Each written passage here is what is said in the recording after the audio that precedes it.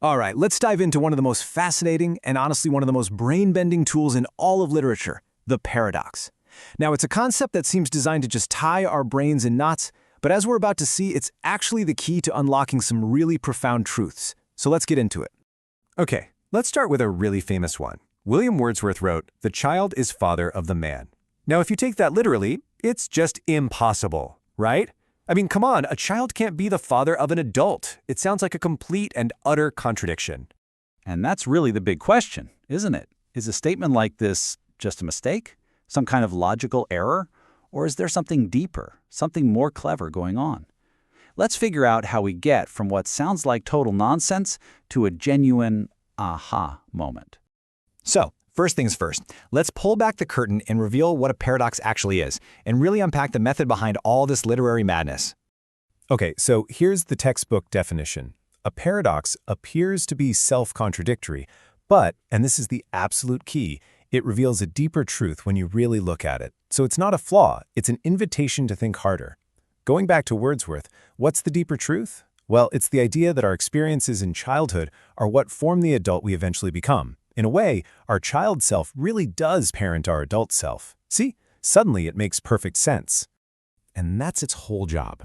A paradox is like a mental speed bump. It's designed to break our normal flow of thinking, to make us hit the brakes and go, wait a minute. It forces us to look past the obvious and search for that hidden layer of meaning. So what's the magic trick here? How does it work? Well, a paradox doesn't actually try to solve the contradiction. Instead, it's all about holding those two opposite ideas in this perfect, delicate tension. It's like a tug of war where neither side is supposed to win. And it's right there, in that unresolved tension, that we find a reflection of how complex and messy real human experience actually is. It moves way beyond simple A plus B logic. Now this is important, because paradox travels with a crew of lookalikes that can get really confusing. So to truly get it, you've got to be able to tell it apart from the imposters. Let's run through the lineup. First up, the most common case of mistaken identity, the simple contradiction. A contradiction is just a logical error. It's a mistake.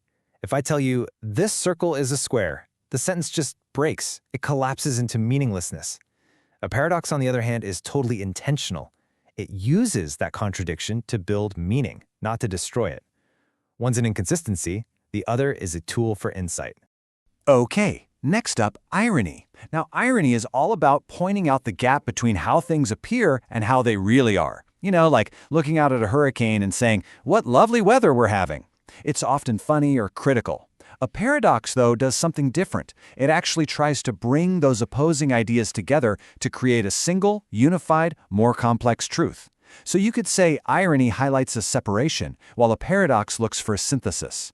And then you've got the oxymoron. You've heard these a million times. Joyful sorrow, living dead, deafening silence. It's a neat little figure of speech where you just jam two words with opposite meanings right up against each other. Honestly, the best way to think about an oxymoron is as a mini paradox. It's a paradox that's been squeezed down into a super concentrated two-word package. It operates on the exact same principle of holding opposites in tension, it just does it in a much smaller space. Okay, we've got the theory down. Now for the fun part. Let's go see the paradox out in the wild. It's time to check out how different writers put this amazing device into action.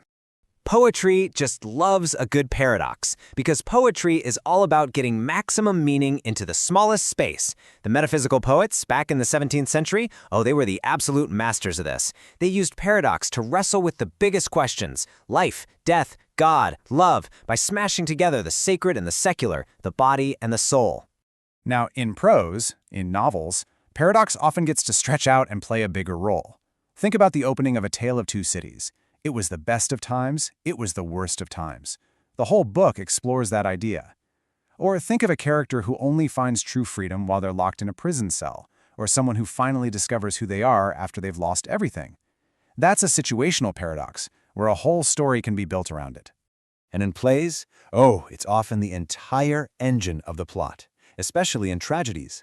The classic setup is a hero who tries desperately to avoid some terrible fate, but every single thing they do to escape it actually leads them straight towards it.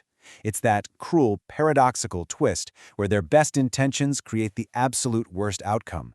That's where all that dramatic tension comes from. Okay, so we've seen the what and the how, but what about the why? I mean, why would writers go to all this trouble to create these little puzzles for us? Let's get into the deeper meaning of it all. You can think of a paradox as a Swiss Army knife for a writer. It's incredibly versatile. It lets them express truths that are just too complicated for simple, straightforward logic. It gives them a language for our own messy, conflicting emotions. And it's a powerful way to challenge the ideas and assumptions that society just takes for granted. It just adds so much depth. But I think the real reason we connect with paradox so deeply is that it feels human. It perfectly mirrors our own inner worlds. Because let's be honest, we've all felt conflicting things at the exact same time, right? That feeling of hopeful despair, or a pleasure that's also a little bit painful. Paradox gives us a way to talk about those authentic, messy, deeply human feelings. So let's bring this all home. What's the big takeaway here? Why does any of this matter to you, beyond just passing an English test? Because honestly, getting a handle on paradox isn't just about literature, it's a tool that makes you a better thinker, period. It trains your brain to look past easy black and white answers. It gets you comfortable sitting with complexity and ambiguity, not just in a book, but in real life.